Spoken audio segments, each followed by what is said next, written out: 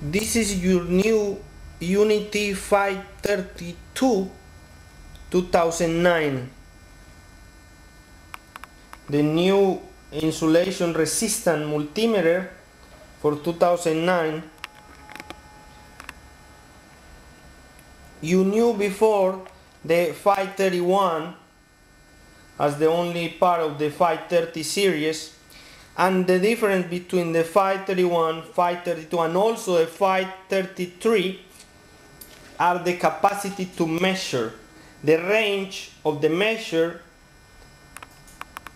in the 532 goes under 500 volts. The 531 usually do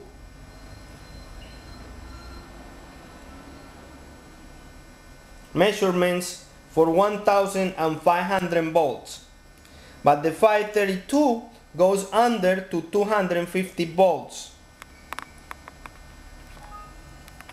This 532 2009 by Uni-TREND comes with your alligator clips, your K-type thermocouple, K-type, your test LEDs and your short LEDs, and your manual. This is the 532 by Uni-TREND insulation resistant multimeter. You can get it today at Dragon Group China, and this is Tool TV exclusive presentation of this new product for 2009.